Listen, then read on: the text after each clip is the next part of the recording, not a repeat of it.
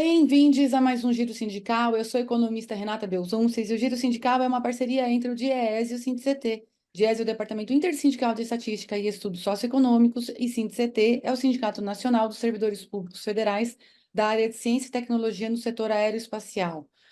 Esse giro sindical, ele é muito especial, ele é muito importante, porque hoje a gente vai receber aqui o presidente da CUT, da Central Única dos Trabalhadores do Rio Grande do Sul, para a gente falar um pouquinho, conversarmos a respeito de todo o estado de calamidade, de catástrofe que se abateu sobre o estado, a partir da perspectiva dos trabalhadores, que são, evidentemente, a maioria da população atingida.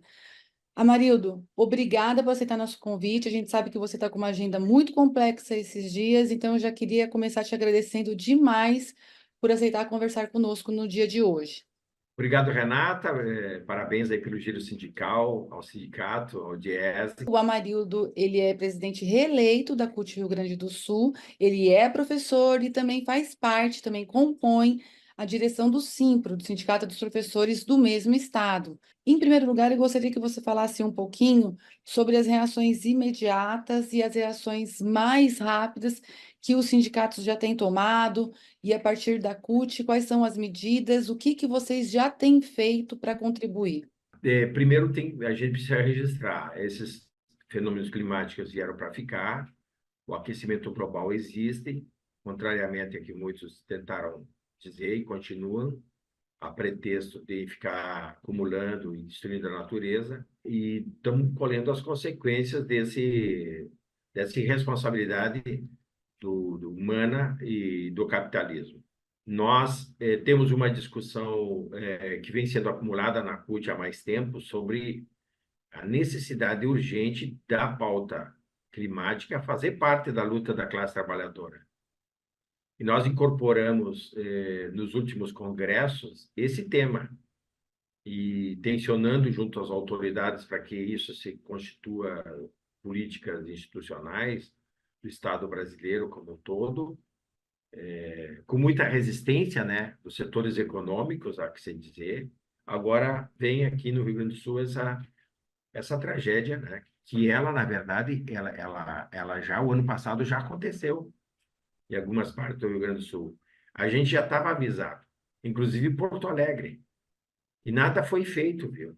E a grande crítica que a gente faz aqui para os nossos governantes locais é que foi dotado 50 mil reais para a Defesa Civil no orçamento desse ano. Aqui a Prefeitura de Porto Alegre não arrumou as comportas de entrada de água da cidade e não protegeu as bombas que retiram água quando dos alagamentos, porque uma parte da cidade de Porto Alegre ela é mais baixa que o rio. Então tem todo o sistema de controle e tal.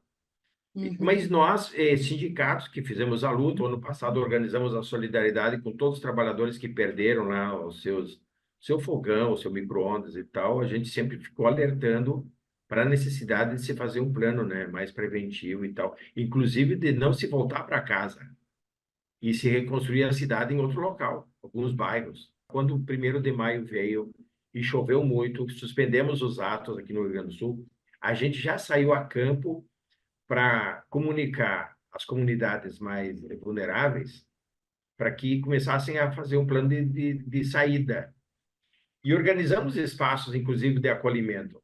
A gente ficou bem no embate de conversar com as pessoas e as pessoas ficarem desconfiadas, porque, sabe, as fake news, a própria mídia não contribui muito, né? Dizendo que pode ser uma chuvinha, mas se diz que vai ter 400, 500 milímetros de água nas calhas, né, coletoras de água, essa água toda vai chegar aqui uma hora dessa, vai passar pelas cidades onde os rios correm.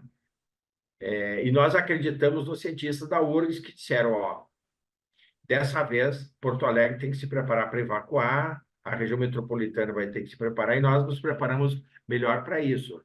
Nós, eu digo a CUT, e vários sindicatos já se colocaram à disposição com suas estruturas físicas para acolher as pessoas. Então, nós temos hoje temos 10 sindicatos aqui em Porto Alegre, acolhendo pessoas em seus espaços físicos. Nós estamos acolhendo gente, inclusive aqui na CUT, em torno de 30 famílias. atrás de colchão, de alimentação e tal, até fazer toda a incorporação do processo da Defesa Civil do próprio governo federal e suas iniciativas nesse processo. É uma aprendizagem. E nós estamos com uma certa vantagem do ponto de vista assim, organizativo, porque nós, desde 19, quando me elegi, e nós, o nosso grupo coletivo aqui, a gente propôs fazer um projeto CUT com a comunidade. É um plano muito legal que quando a gente identificou a fome, nós agimos no sentido de articular, fortalecer cozinhas solidárias nos territórios. E essas cozinhas solidárias nos territórios, que hoje só em Porto Alegre são em torno de 21 cozinhas, exatamente 21. Agora surgiram dos metalúrgicos, da saúde e tal, que se incorporaram nesse programa. Hoje abastecem 21 mil refeições no meio-dia e 21 mil à noite. Essas cozinhas solidárias, elas se transformam no centro de produção de marmitas, como a gente chama aqui, que é um prato que está sendo levado nos pontos de referência, nos pontos de acolhimento, nas casas de quem acolheu seus parentes. E isso tem sido uma experiência. E nos organizamos aqui, né? Porque esses espaços também exigem a presença de equipes médicas, assistentes sociais, Uhum. psicólogos, sanitaristas, nutricionistas e tal. E claro que agora isso tudo está vindo com uma forma muito agilizada, políticas governamentais. O Lula esteve aqui ontem, pela terceira vez, anunciando medidas, eu diria assim, robustas, na área da habitação, na área da preservação do emprego e da renda, do auxílio para as pessoas voltarem para casa, aonde tiver casa, e casa para quem perdeu tudo, e casa para quem não perdeu tudo e vai voltar dentro de um plano de preservação e cuidado mais de um plano, digamos assim, de infraestrutura, de replanejamento das questões das águas e tudo mais. Nós estamos muito esperançosos, porque temos que estar, Uhum. de que os governos entes federativos se congreguem como estão, e com toda essa decisão oportuna, adequada, eu acho que o governo federal recupera esse espírito de para serve uma república, né? Para que serve o Estado brasileiro e todas as suas frentes. Isso dá um sentido, né, dentro de uma democracia, né, de fortalecimento, né, da importância de equipamentos públicos que funcionem, equipamentos públicos como é o Estado, que não são um fim em si mesmo, e sim algo que tem que estar a serviço do desenvolvimento da população. E aqui está na hora da gente decidir como povo, né, como nação, a gente fazer o tema de casa e, e ter nessa tragédia uma mudança, digamos assim, de visão sobre como a gente se organiza, né, economicamente, como a gente se enxerga como um povo também. E o Giro Sindical volta já já.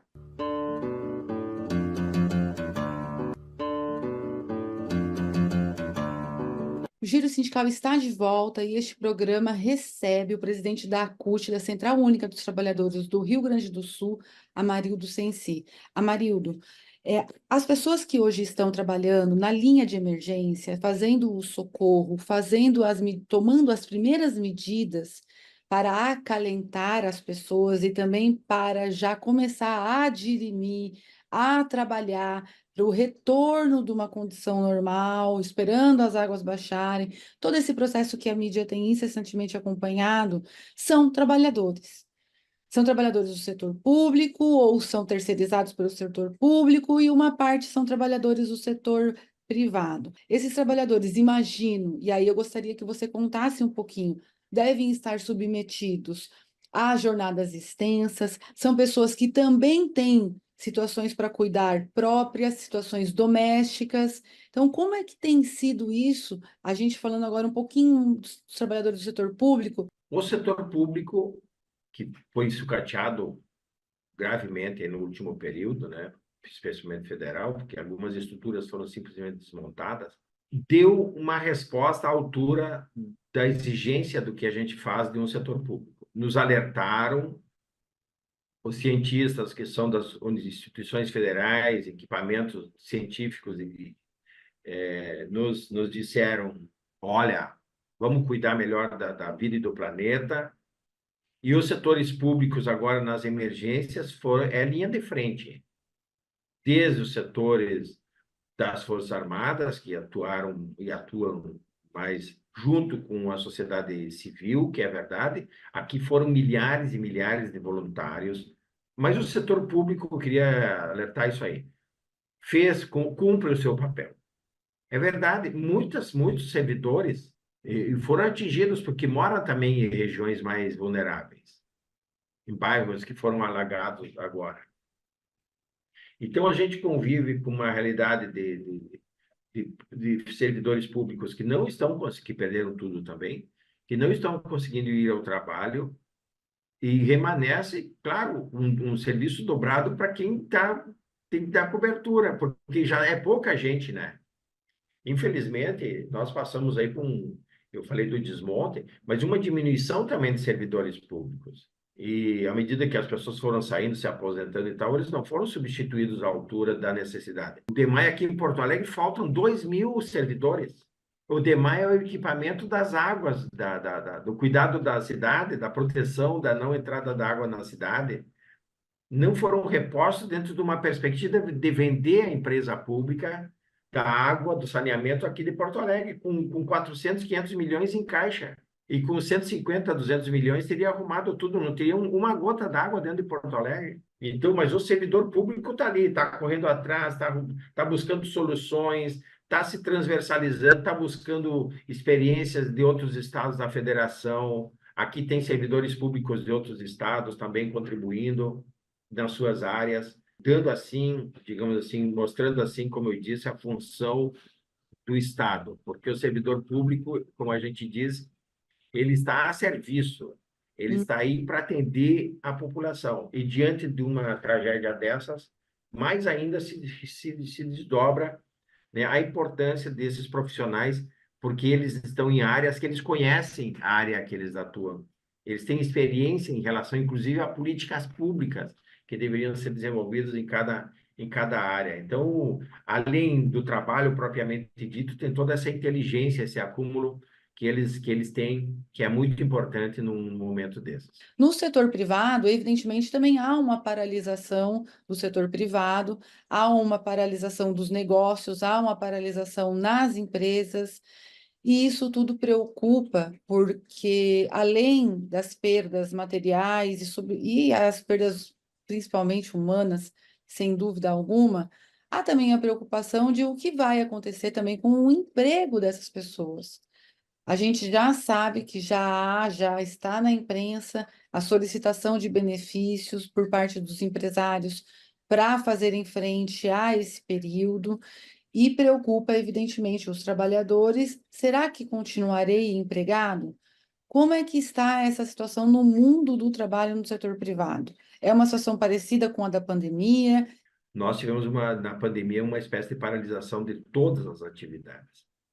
Agora a gente vive um misto de empreendedores, empresários e trabalhadores que perderam o lugar, né? Não tem mais o equipamento, aquele espaço físico não existe mais.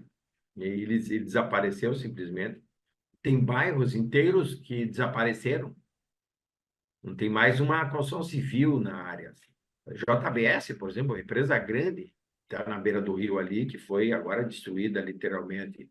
A Minuano, outras fábricas. O que a gente tem defendido e conversado com os setores empresariais? Vamos sentar e conversar. E ver caso a caso. Primeiro, a gente parte do pressuposto que tem que manter o emprego e a renda das pessoas, porque o pior de tudo é saber que alguém está num abrigo, perdeu tudo e daí foi demitido. É uma coisa muito estranha, que chega aqui na central, chega no sindicato, olha, eu fui demitido. Foi suspenso o meu contrato de trabalho. Na hora que todo mundo precisa de todo mundo, tem esse tipo de atitude. Então, nós estamos num esforço muito grande de que a gente combine acordos coletivos, caso a caso, em que se faça aí uma bonificação de dias pelos atingimentos da tragédia, que a gente incorpore uma parte das férias das pessoas, que a Hum, gente monte horas negativas para que depois elas possam ser compensadas futuramente com horas a mais para compensar o tempo que, né, as pessoas precisaram ficar fora do trabalho. E os hum, casos mais dramáticos, que a gente repita um pouco a experiência que tivemos na pandemia, que é fazer uma política combinada, uma política pública combinada com os setores empresariais que perderam, no sentido de recuperar, manter as pessoas com renda e o Estado brasileiro assumir a responsabilidade de parte dessa renda. Então, o setor privado econômico, né, patronal, é ainda muito resistente. E a tendência, eles, nas conversas que a gente tem, a experiência que a gente tem até agora, é tentar repetir a 14.437, que é aquela lei da pandemia, uhum, que diz, vai dar férias, dispensa, depois faz compensa tudo, né? Tudo meio unilateralmente, entendeu? Nós achamos que tem que ter assim, um sindicato, tem que participar, as partes têm que sentar e compor. Não se trata aqui de uma pandemia que atingiu todo mundo, então se decretou calamidade para todo mundo. Não é todo mundo que está na mesma situação. uhum. Então, são realidades diferentes, são cidades que estão em estado de emergência, não estão em calamidade. Tem cidades que o rio subiu, sim, arrastou uma parte que criou um problema, mas as águas já foram embora. Tem cidades que foram realmente destruídas, e tem cidades que até hoje ainda estão alagadas. Porto Alegre está ainda alagada. Então, a gente está fazendo um plano, o setor privado, aos poucos, se sensibiliza. Alguns setores são muito acolhedores para sentar e conversar. Alguns setores estão voltando devagarinho. Eu fiquei sabendo hoje de manhã que minhas filhas vão voltar para a escola segunda-feira, né, do setor privado. Os equipamentos públicos, você falou antes, também os espaços públicos, eles muitos também estão ocupados com abrigados, né? Aos poucos, quanto possível, o setor vai retomando e a gente tentando aqui fazer acordos para equacionar dentro do possível, e é o que mais a gente está investindo, a preservação dos empregos, da renda e acordos que venham nos somar. Continue com a gente. Voltamos já já.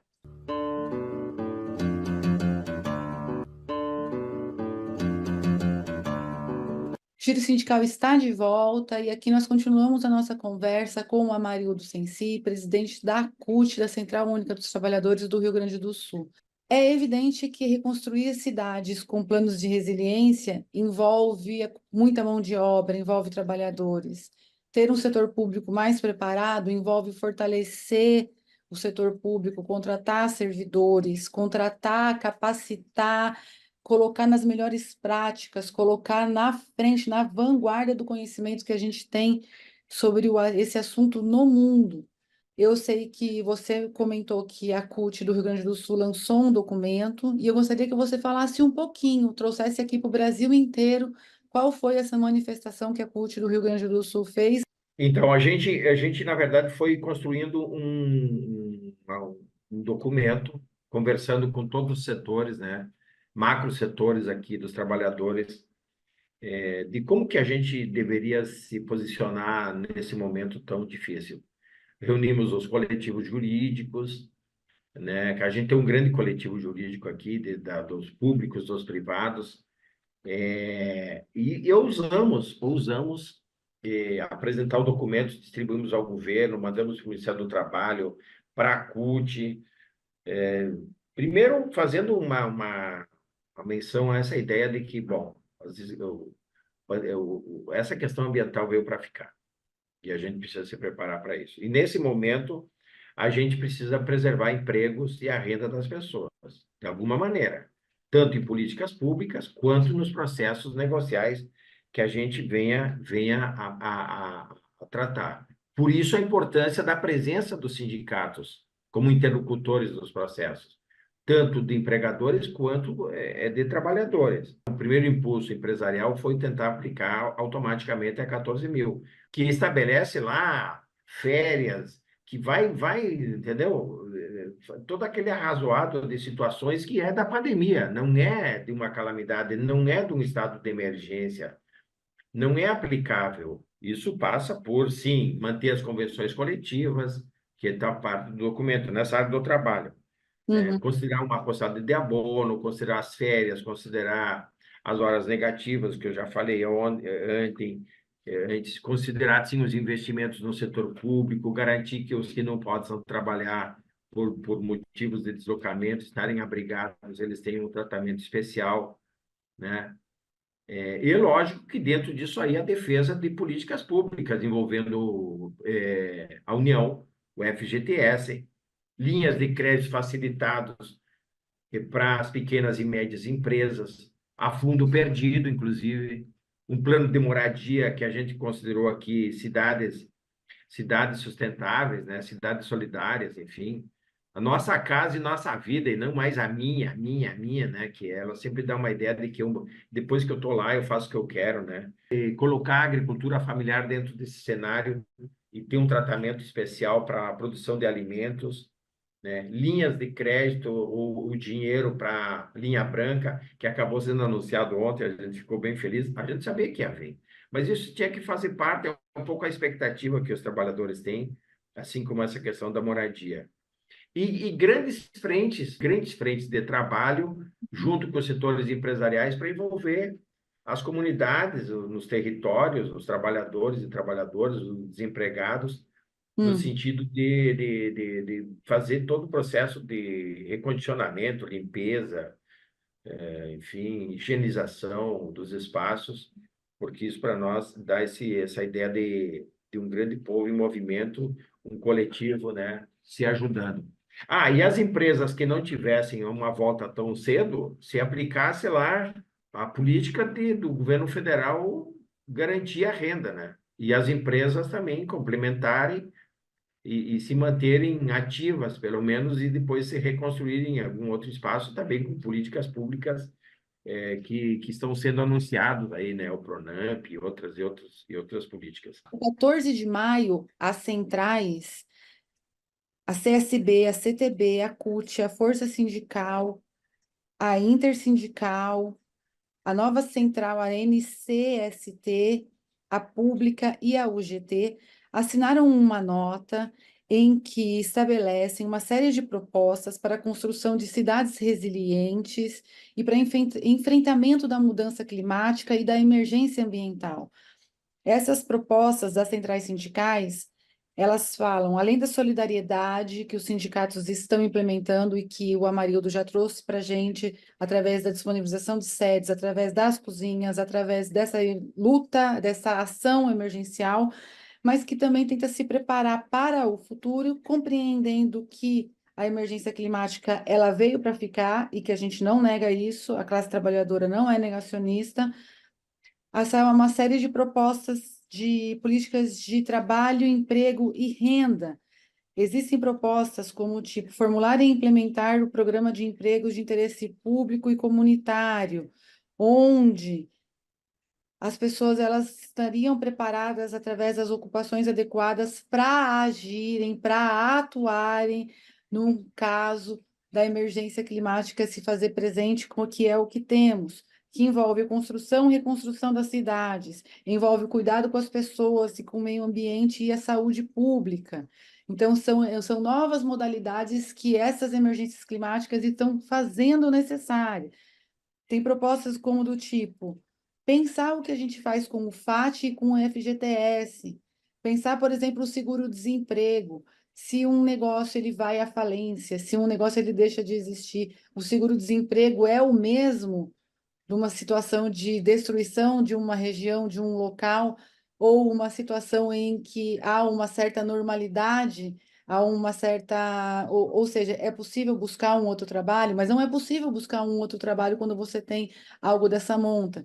Então, há uma série de políticas públicas que precisam ser pensadas e repensadas. E pela primeira vez, o movimento sindical faz uma ação conjunta entre todas as centrais, propondo essas políticas. O caso do Rio Grande do Sul e essa experiência que vocês estão vivendo e acumulando, certamente vai ser muito necessária, Marildo. Sobre essa experiência, ligando com esse documento que as centrais assinaram, o que você gostaria de destacar como algo a ser implementado emergencialmente? Especialmente essa combinação de pensar o emergente articulado com algo mais sustentável e preventivamente pensado e estruturado. E a cidade solidária, a cidade sustentável, isso também tem que entrar para dentro da área da economia. Também temos espaços de trabalho, eles têm que ganhar, nos ganhar como sociedade para espaços de trabalho mais saudáveis, mais confortáveis, menos assediadores. Vamos imaginar um salto assim de qualidade que eu acho que no Rio Grande do Sul a gente pode ganhar com tudo isso aí. Então, Uhum, a par das políticas públicas de reconstrução física de tudo, das empresas, da casa, do espaço de trabalho, que ele é muito importante, a gente também tem que pensar essa parte mais cultural, sim. essa nova experiência que eu acho que o documento traz, e colocar o movimento sindical dentro desse processo. E o tema do mundo do trabalho tem que estar conectado com essa lógica de sustentabilidade, de solidariedade, e também melhorar a distribuição de renda. Como que a gente combina nesse momento, nessa nossa visão sindical, esse processo? Então, eu acho que o documento de ontem ele faz esse engate aí que nós precisamos conversar muito Uhum, de como fazer. O movimento social sindical já participa de várias frentes de discussão. Parece que cada coisa é uma gaveta, né?